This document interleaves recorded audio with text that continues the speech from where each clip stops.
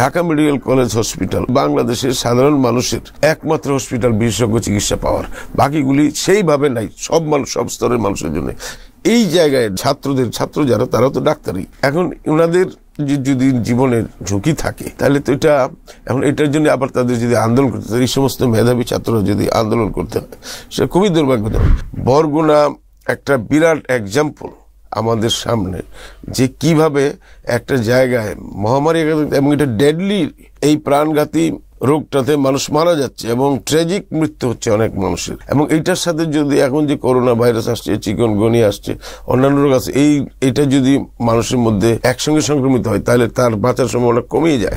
জাপানে একটা সিটিতে গিয়েছিলাম, ওই সিটিটাতে উন্নতি করতেছিল, মানে শিল্প কারখানা হয়েছিল, বিল্ডিং বড় হচ্ছিল, লোকে মনে করছে যে বেশ আমাদের এলাকা উন্নত, প্রাউড দেয়ার।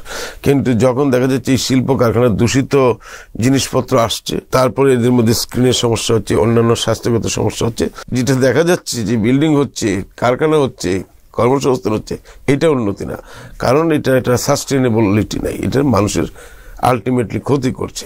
তারা ওখানে প্রথম দিয়ে যেভাবে প্রাউড ছিলেন, তারপরে তারা আন্দোলন শুরু করলেন এবং আন্দোলন করার ফলে ওখানকার যে কর্তৃপক্ষ তাদের টনক নড়ল।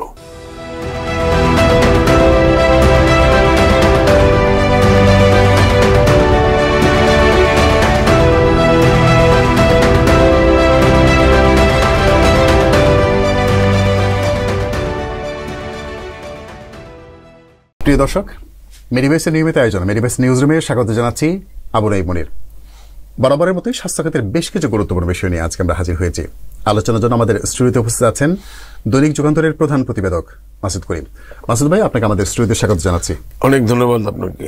মাসুদ ভাই, আজকে আমরা 2-3 বিষয় নিয়ে আলোচনা করতে চাই। এর মধ্যে আইডিসিআর যে তথ্য, কালকে তারা সংবাদ সম্মেলন করেছে, সেখানে বরগুনায় তারা 9টি ওয়ার্ডের মধ্যে 5টি ওয়ার্ডে উচ্চ ঝুঁকিতে রয়েছে ডেঙ্গুর সংক্রমণটা। জেলা সদরে লার্ভার ঘনত্ব স্বাভাবিকের তুলনায় 8.5 গুণ বেশি তারা দেখিয়েছে। তো এটি নিশ্চয়ই আশপাশে ছড়িয়ে পড়ে পেলাম বলে আমরা আশঙ্কা করছি। রাষ্ট্রের যে প্রস্তুতিটা, এটা আসলে কতটুকু আছে বলে আপনি মনে করেন এবং তারা আসলে কি জানাচ্ছে? ধন্যবাদ আপনাকে। আমাদের দেশের বা পৃথিবীর যে কোনো দেশের মানুষের মৌলিক যে কয়টা বিষয় আছে তার অন্যতম হল স্বাস্থ্য, বিশেষ খাদ্য, শিক্ষা, বাসস্থান, এই সময়ের এইরকম যেগুলি ছাড়া একটা মানুষ বেঁচে থাকতে পারে না, তার প্রধান হইল স্বাস্থ্য।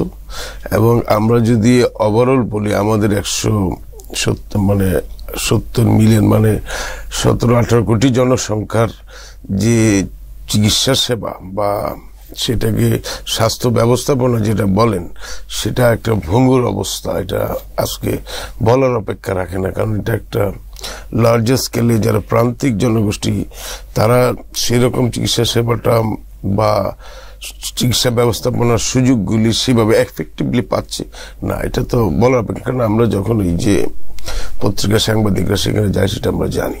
তো আপনি যেটা সুনির্দিষ্ট যে প্রশ্নটা করলেন যে বরগুনায় ডেঙ্গু যে সংক্রমণ, এটা কিন্তু এই লার্জার পিকচারেরই একটা পার্ট।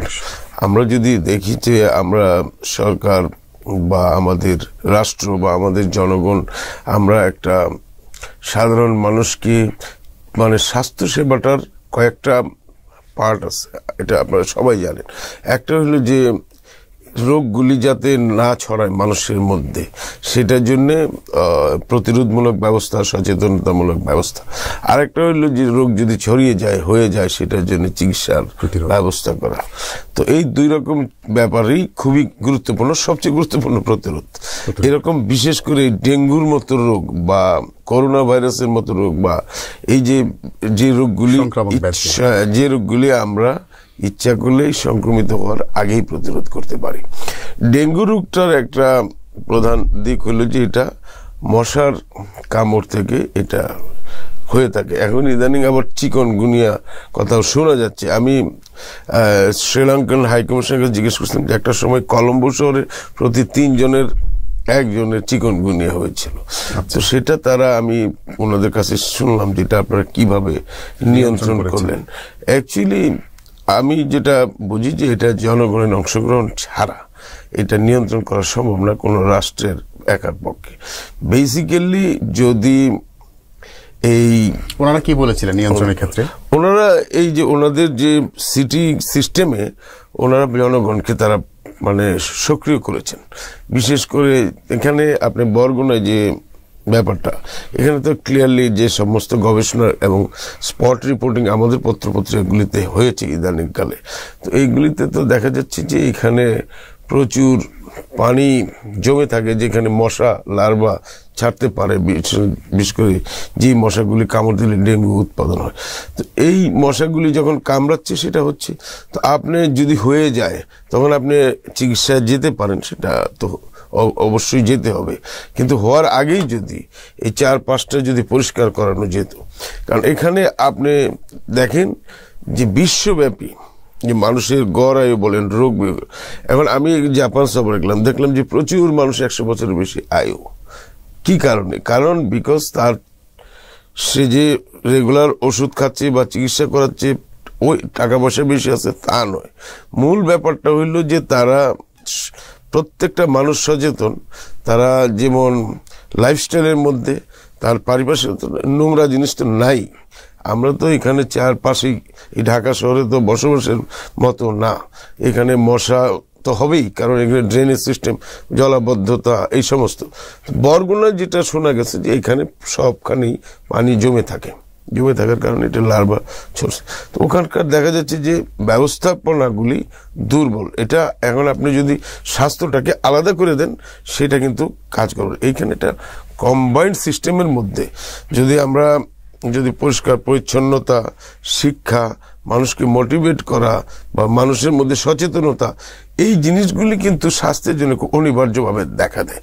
সে কারণে আমি বললাম যে জাপানে যারা 100 বছরের বেশি আয়ু তারা কি করে, তো তাদের লাইফস্টাইলে তারা চেঞ্জ, তারা বছরে 1-2বার চেক আপ করায়, তাদের শরীরে কোন রোগ তো আর্লি ডিটেক্ট হয়ে যাচ্ছে, কিংবা তারা তাদের চারপাশটাকে পরিষ্কার পরিচ্ছন্ন রাখে। তারপরে তাদের চিকিৎসা ব্যবস্থা হেভি হাই ক্লাস। আমাদের দেশের লোক যেন লাইন ধরে থাকে, এই ইন্ডিয়ান ভিসা বন্ধ, এখন মানুষ যেতে পারছে না, তো চিকিৎসা করার এখানে ভালো ব্যবস্থা নেই। সবচেয়ে বড় কথা, আপনি ঢাকা মেডিকেলে যান, অন্যান্য জায়গায় যান, এইখানে রোগীর জায়গা হচ্ছে না। কারণটা কি? ডিসেন্ট্রালাইজেশন নাই। যদি আপনি উপজেলাতে হয়তো হাসপাতাল আছে, জেলা পর্যায়ে হাসপাতাল আছে, অনেক জায়গায় মানে মেডিকেল কলেজ নাই, ঠিক আছে, কিন্তু ওই যে হাসপাতালগুলি আছে ইকুইপমেন্ট আইনা রেখে দিয়েছে, কিন্তু এইগুলির ব্যবহার করার বিধি কেউ জানে না, কোনোদিন ব্যবহার হয় না, নষ্ট হচ্ছে এভাবে।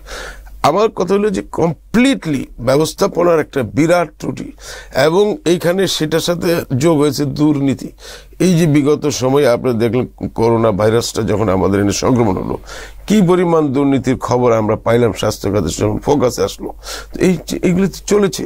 স্বাস্থ্য খাতকে বলা হয় যে হরইল লোট এই দেশটার মধ্যে।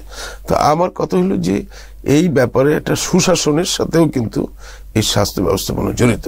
তো আমি মনে করি বরগুনা একটা বিরাট এক্সাম্পল আমাদের সামনে, যে কিভাবে একটা জায়গায় মহামারী, এবং এটা ডেডলি, আমি বলবো এটা প্রাণঘাতী, এই প্রাণঘাতী রোগটাতে মানুষ মারা যাচ্ছে এবং ট্র্যাজিক মৃত্যু হচ্ছে অনেক মানুষের।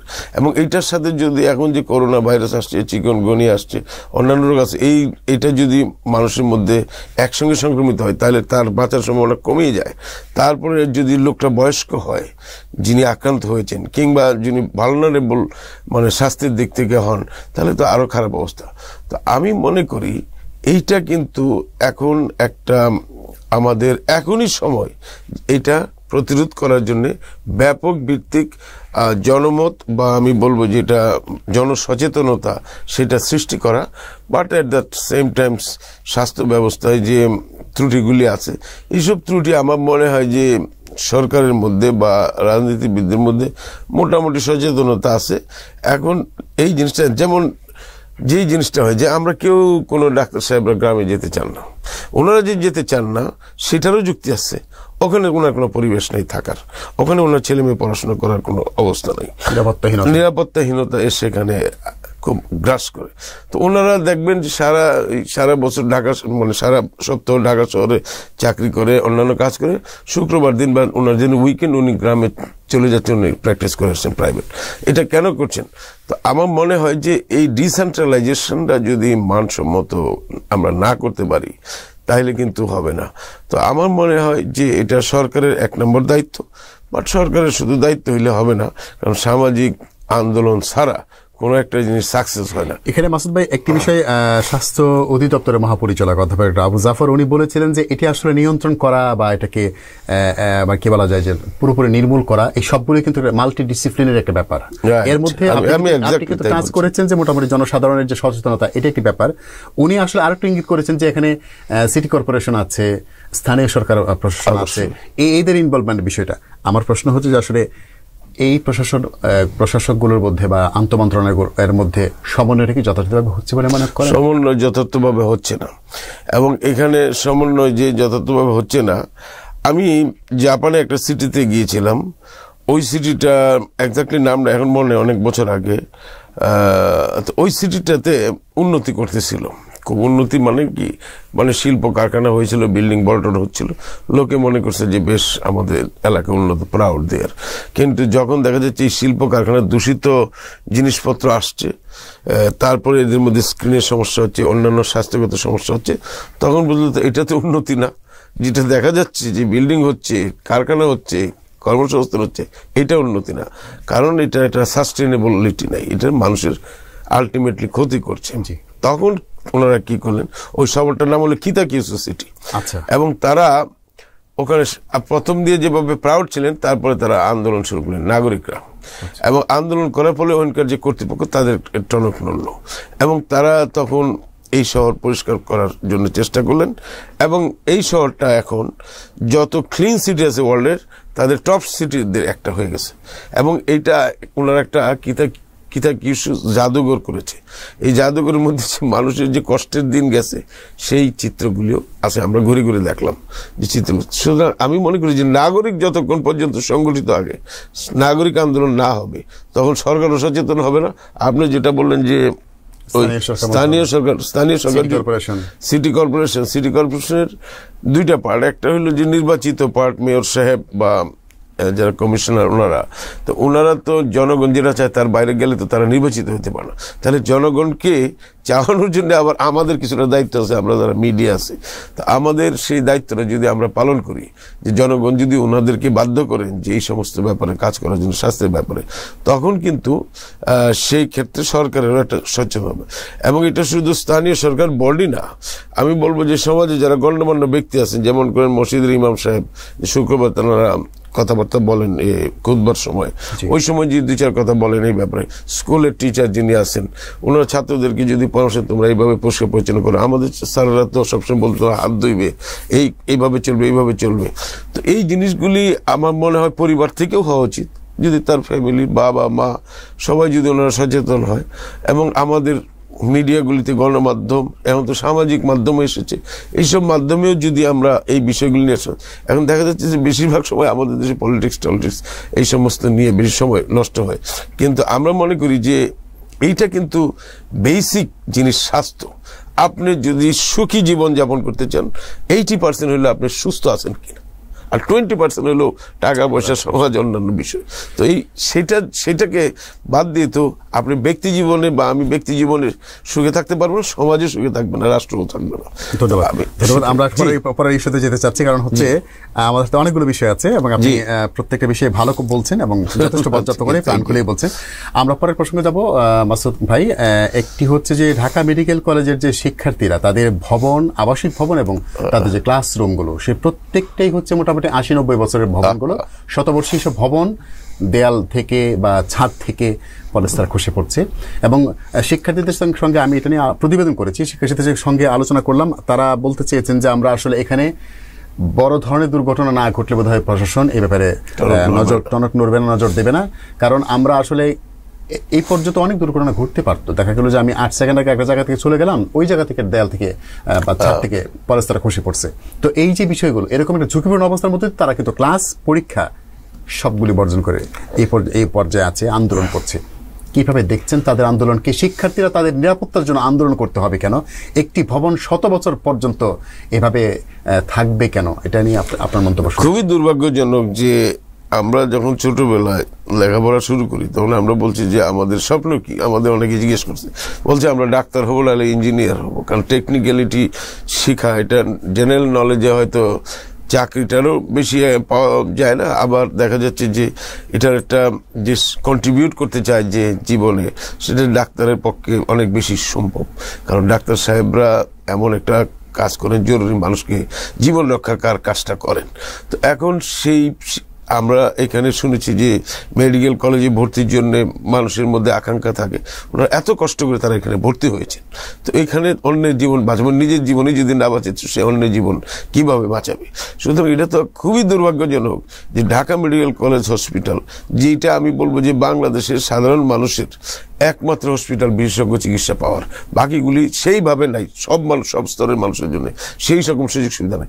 যে কারণে দেখা যাচ্ছে যে লোকটা ফ্লোরে শুয়ে চিকিৎসা নিচ্ছে, সে মোটামুটি চিকিৎসা পাচ্ছে, অন্তত ভর্তি আছে, ডাক্তার সাহেব হয়তো তাকে দেখছেন। কিন্তু আমি যেটা বলতে চাচ্ছি যে এই জায়গায় ডাক্তার সাহেবদের বা ছাত্র যারা, তারা তো ডাক্তারই, এখন ওনাদের যদি জীবনের ঝুঁকি থাকে তাহলে তো এটা, এখন এটার জন্য আবার তাদের যদি আন্দোলন করতে হয়, এই সমস্ত মেধাবী ছাত্ররা যদি আন্দোলন করতে হয়, সেটা খুবই দুর্ভাগ্যজনক। এবং আন্দোলন করার ফলে সেখান থেকে যদি তাহলে বোঝা যাচ্ছে যে এই ক্ষেত্রে অ্যাডমিনিস্ট্রেশন বা কর্তৃপক্ষ যারা, সরকারের পার্টি বলেন, তারা কিন্তু রিলাক্টেন্ট, আমি বলবো যে they are not proactive, they what to do, এটার জন্য কি করা, সেই জায়গাটা কিন্তু তারা আন্দোলনের জন্য অপেক্ষায় বসে আছেন। তো আমি আমার দায়িত্বটা যদি আগ্রহ নিয়ে, মানে সেবার মানসিকতা নিয়ে, বা আমি আমার দায়িত্বের সচেতনতা নিয়ে যদি কাজটা করতাম, তাহলে আজকে এই অবস্থাটা হতো না। তো আমি আশা করব এটা শুধু ঢাকা মেডিকেল কলেজ হসপিটাল না, যে কোনো মেডিকেল কলেজে এই যদি শিক্ষাঙ্গনের পরিবেশ হয়, এটা একটা আমার মনে হয় যে ফাইনেস্ট পরিবেশ ছাত্রদের দিতে হবে, বিশেষ করে মেডিকেল কলেজ ছাত্রদের। এবং সেই জন্য যদি রাষ্ট্রের কিছু অর্থ ব্যয় হয় এখানে করতে হবে। কারণ কি? কারণ এটা হলো কি একটা ইনভেস্টমেন্ট। এটা থেকে যারা গ্রো হচ্ছে তারা ভবিষ্যৎ বাংলাদেশের সুস্থ জীবনের বিনির্মাণ করবে। তো এই জায়গায় তো আমার মনে হয় যে এটা জরুরি ভিত্তিতে করা দরকার। এবং আমরা শুনলাম যে কলেজ বন্ধ ঘোষণা করা হয়েছে, ছাত্ররা বের হয়ে যেতে চাচ্ছে না। তো এই যে এই অবস্থাটা তো অনাকাঙ্ক্ষিত, এবং এটা সহজেই দূর করা যায় যদি সদিচ্ছা থাকে। আমার কথা হচ্ছে পলিটিক্যাল উইল যদি থাকে, যদি পলিটিক্যাল পার্টি ক্ষমতায় না থাকে, ইন্টারিম গভর্নমেন্ট আছে, তারাও তো ইন্টারিম গভর্নমেন্ট শুধু নির্বাচন করবে না, মানুষের ভালো মন্দ এইসব দেখা করলে কাজ করলে তাদের দায়িত্ব রয়েছে। তো আমার মনে হয় যে স্বাস্থ্য খাতের এই যে সমস্যাগুলি, এই একটা ছোট সমস্যা থেকে বড় সমস্যা হইতে পারে।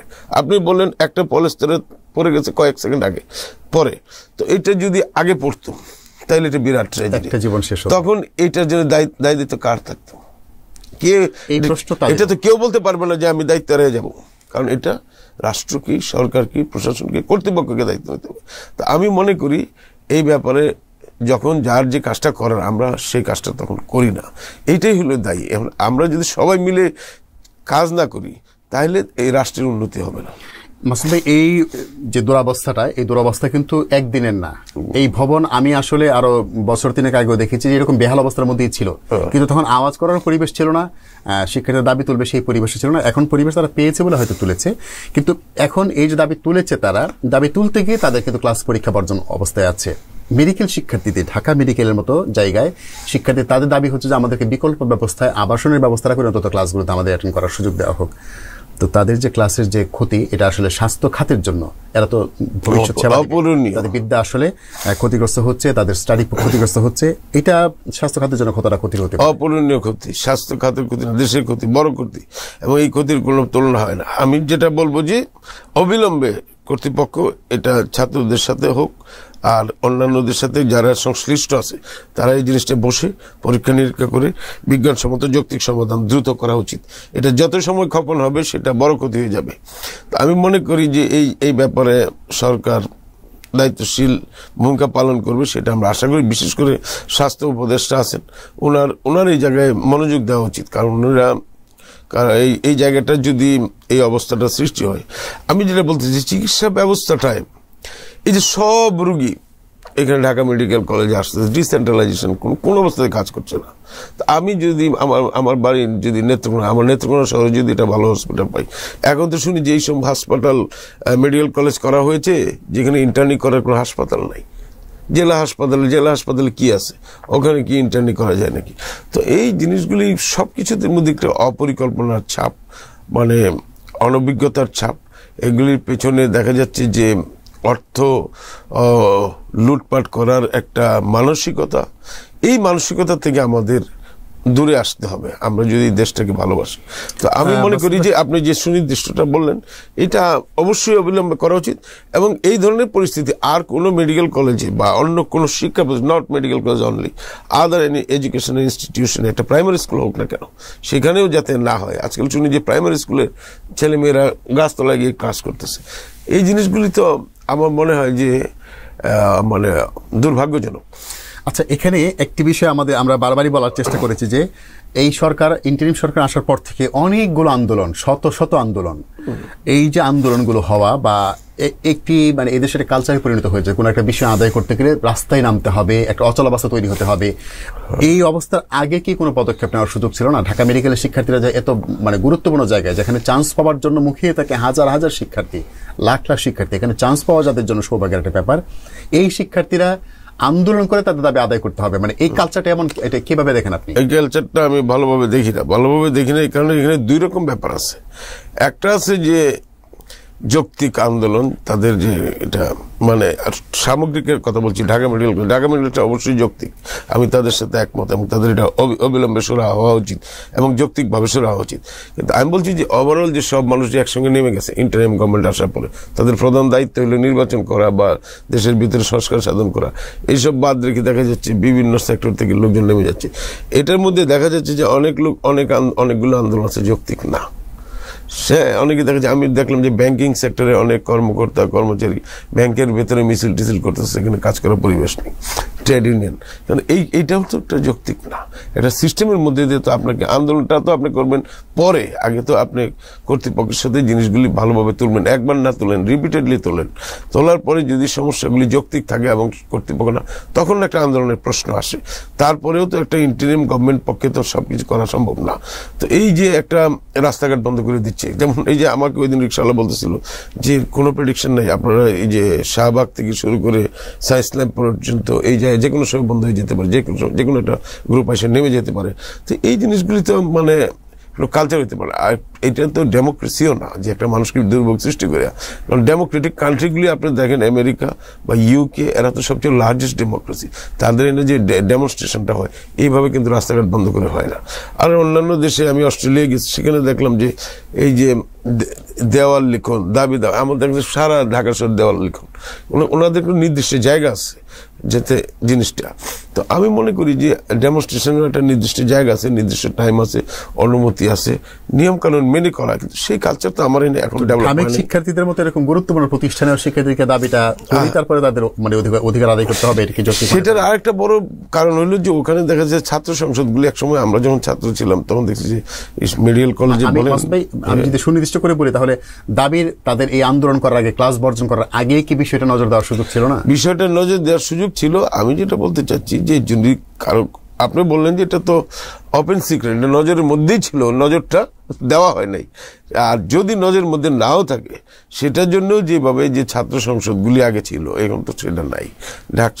বিশ্ববিদ্যালয়গুলিতে ছিল, কলেজে ছিল, মেডিকেল কলেজে ছিল, এখন এই সমস্ত নাই ছাত্র সংসদের। এখানে শুধু দাবি দাবা শুধু না, যে সাংস্কৃতিক চর্চা করা, একটা খেলাধুলার চর্চা করা, একটা মানে শিক্ষা বহির্ভূত একটা মানুষের সোশ্যালাইজেশন, ছাত্র ইয়াং বয়স যারা, তাদের তো খালি এই যে বই পুস্তক পড়বে তা নয়, তাদের একটা সামাজিক জীবনের জন্য ওই জায়গাগুলি, বিশেষ করে উচ্চতর শিক্ষা প্রতিষ্ঠানগুলি, বিশেষ করে ইউনিভার্সিটি এবং কলেজগুলি, সেগুলি সেরকম ব্যাপারটা ছিল। এটা ধীরে ধীরে ধীরে ধীরে ধীরে ডিটারমেট করেছে, এখন আর সেটা নাই বলতে গেলে। তো আমি মনে করি এই জিনিসগুলি আমাদের ফিউচারের জন্য ভালো না, কারণ ঘুমিয়ে আছে শিশুর পিতা সব শিশুরই অন্তরে, এবং জাতির মেরুদণ্ড হইল এডুকেশন ব্যবস্থাটা। আপনার স্বাস্থ্য যেমন গুরুত্বপূর্ণ, শিক্ষাও গুরুত্বপূর্ণ, এবং শিক্ষার মধ্যে মোস্ট ইম্পর্টেন্ট হলো স্বাস্থ্য শিক্ষা। তো আজকে এই স্বাস্থ্য শিক্ষার প্রতি যদি আমরা সবচেয়ে সিরিয়াসলি গুরুত্ব না দিই, তাহলে আমাদের ভবিষ্যৎটা অন্ধকার হয়ে যাবে। তো আমরা তো একটা দেশের নাগরিক হিসেবে একটা দেশের ভবিষ্যৎকে অন্ধকারে ঠেলে দিতে পারি না। তো সেই জন্য আমি বলবো যে সরকার কিংবা কর্তৃপক্ষ যদি নজর না দেয়, তাহলে জনগণকে এর বিরুদ্ধে আন্দোলন বা সামাজিক আন্দোলন গড়ে তুলতে হবে। ধন্যবাদ।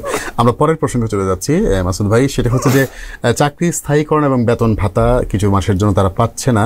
করোনার সময় যেসব emergency response and pandemic preparedness ERPP এই প্রকল্পের আওতায় যেসব আউটসোর্সিং এর মাধ্যমে কর্মীরা চিকিৎসক, নার্স, মেডিকেল টেকনোলজি যারা নিয়োগ পেয়েছিলেন তাদের চাকরি স্থায়ীকরণ দাবিতে তারা আন্দোলন করছিলেন, তারা বেতন ভাতাও চাচ্ছেন।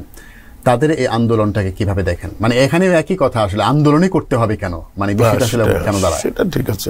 আমি যেটা বলতে চাচ্ছি যে ওনারা যে আন্দোলনটা করছেন সেটা কোনো মানে বিধিবদ্ধ কোনো ব্যাপার না। তারা যখন একটা প্রজেক্টে কাজ করেন, আমাদের বিভিন্ন প্রজেক্টে যারা কাজ করেন কিংবা যারা এনজিওর প্রকল্পেও কাজ করেন, সরকারি প্রকল্প এনজিওতে প্রকল্প করেন, তারা কিন্তু ওই প্রজেক্ট পর্যন্তই তারা চুক্তিবদ্ধ নিয়োগপ্রাপ্ত।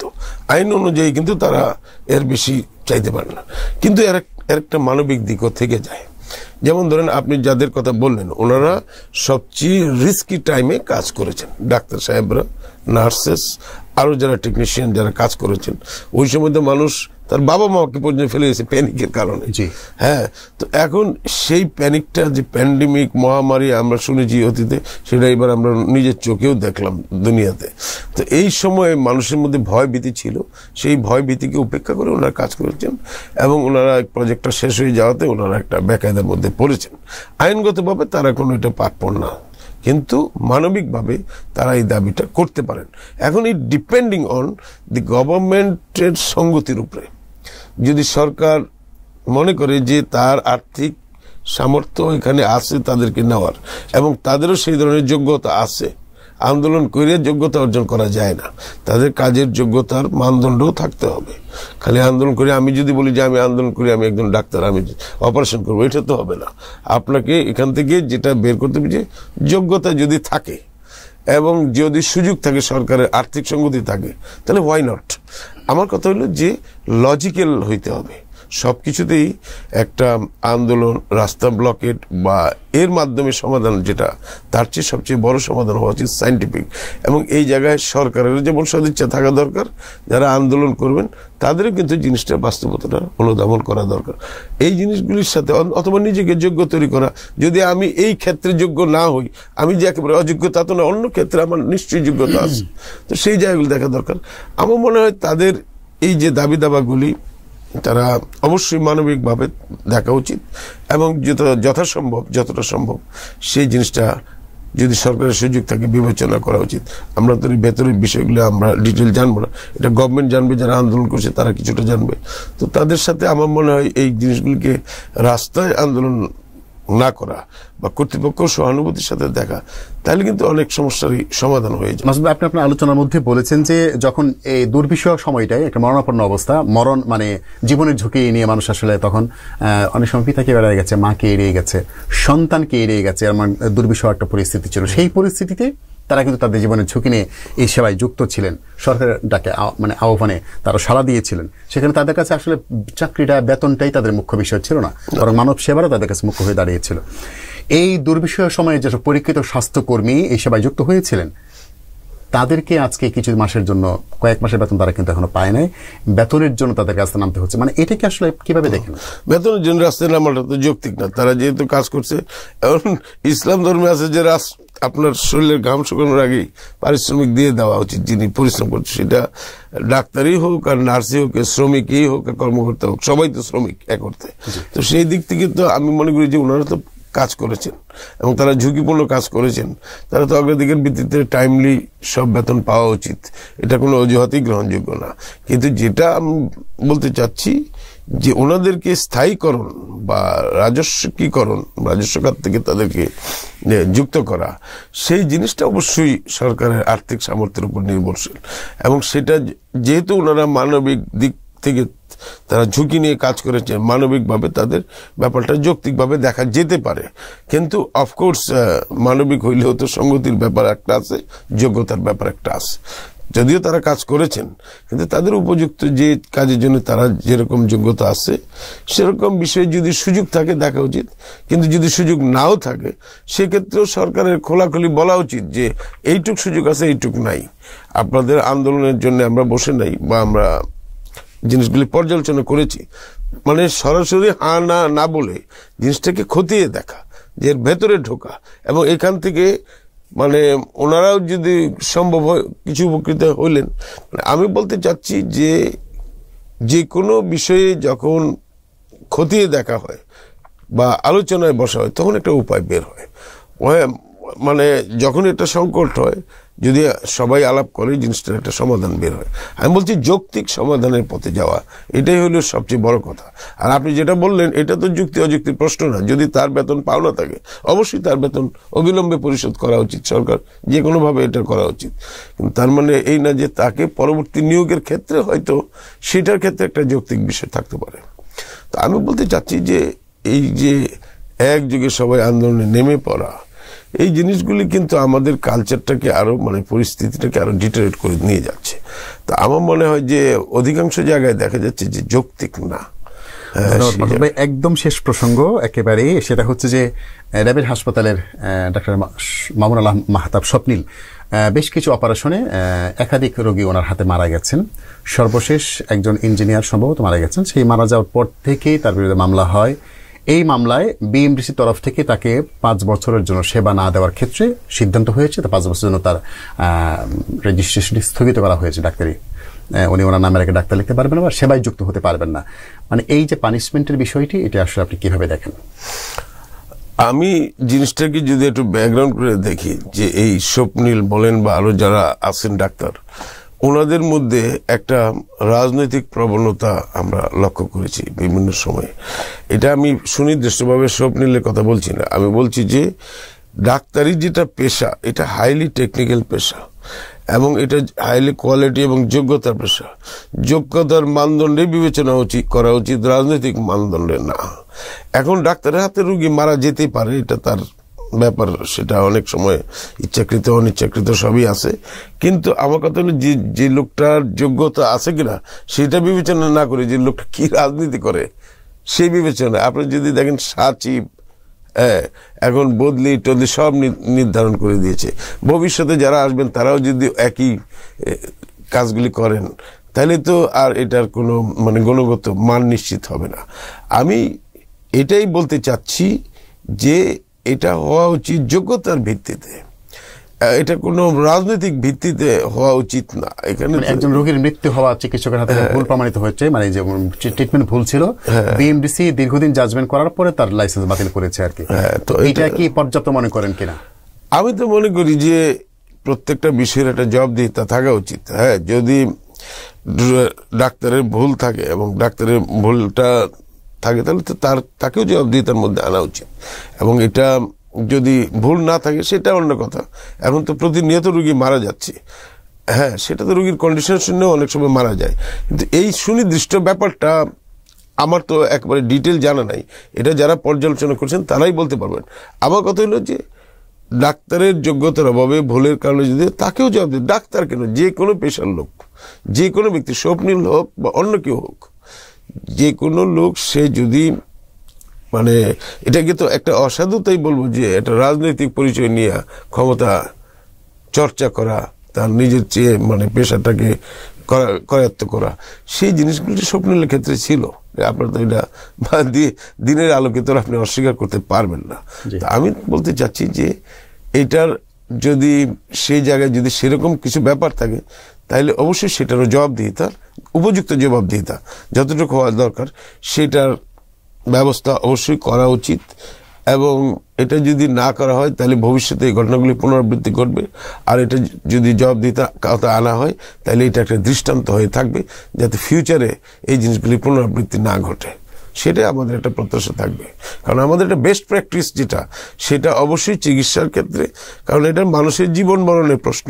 একে নিয়ে খামখেয়ালি করা বা এইসব নিয়ে মানে রাজনীতি করা, এইগুলি আমার মনে হয় যে কাম্য নয়। ব্যক্তি জীবনে উনি করতে পারেন রাজনীতি, কিন্তু এটা তার পেশার উন্নয়নের জন্য বা ওনার ব্যক্তি এবং সামাজিক উন্নতির জন্য কাজে লাগানো, এই জায়গাটা আমার মনে হয় রাষ্ট্রের একটা কঠোর ভূমিকা নেওয়া উচিত, নির্মোহ ভূমিকা নেওয়া উচিত। এটা আমার একটা আশা থাকবে। আপনার সাথে আমরা সহমত পোষণ করি, কারণ আমরা মনে করি যে কিছু হলেই একজন রোগী মারা গেলেই ভুল চিকিৎসার রোগীর মৃত্যু হয়েছে, একটু অভিযোগ করে চিকিৎসককে যে মারা হয়, হামলা করা হয়, কর্মস্থলকে অনিরাপদ করে তোলা হয়, এগুলো যেমন যৌক্তিক না। পাশাপাশি যদি কোনো রকমের নেগলিজেন্সি প্রমাণিত হয়, বিএমডিসিতে প্রমাণিত হয়েছে। সফটওয়্যার রেজিস্ট্রেশন 5 বছরের জন্য স্থগিত করেছে। তো এরকম পানিশমেন্টের বিষয়গুলো থাকা দরকার, তাহলে চিকিৎসকদের এখানে মানে কি বলা যায়, মানে জবাবদিহিতা বা দায়বদ্ধতা বিষয়টা কিন্তু নিশ্চিত হয়। আমরা এই বিষয়টিকে সাধুবাদ জানাই এবং মনে করি যে চিকিৎসকদের উপর ঠুনকো কারণে হামলা করা যাবে না, এবং চিকিৎসক যদি ভুল করে তাহলে সেখানে পানিশমেন্টের বাইরে উনি থাকতে পারবেন না। এই বিষয়টিকে আমরা ধন্যবাদ জানাতে চাই এবং এটা যেন চালু থাকে, অব্যাহত থাকে, স্বাস্থ্য খাত যেন এগিয়ে যেতে পারে, সেটা যেন নিশ্চিত হয়। আপনাকে ধন্যবাদ জানাই মাসুদ ভাই, খুব কষ্ট করে আমাদের এখানে। আপনাকে অনেক ধন্যবাদ, বিশেষ করে আপনারা যে মেডি ভয়েস আপনারা যে কাজটা করতেছেন, সেটা আমার মনে হয় যে জনসাধারণের মধ্যে সচেতনতা সৃষ্টি করবে এবং আমাদের স্বাস্থ্য খাতের যে দুর্বলতাগুলি সেগুলো দূর করার ক্ষেত্রে অবদান রাখবে, যথেষ্ট অবদান রাখবে। আশা আপনাদের জন্য আমার শুভকামনা থাকবে সবসময়। প্রিয় দর্শক, দেখতে দেখতে অনুষ্ঠান শেষ পর্যায়ে চলে এসেছি। আগামী সপ্তাহে স্বাস্থ্য খাতের আরো গুরুত্বপূর্ণ বিষয় নিয়ে হাজির হব। দেখার আমন্ত্রণ জানিয়ে আজকের মতো বিদায় চাইছি। আল্লাহ হাফেজ।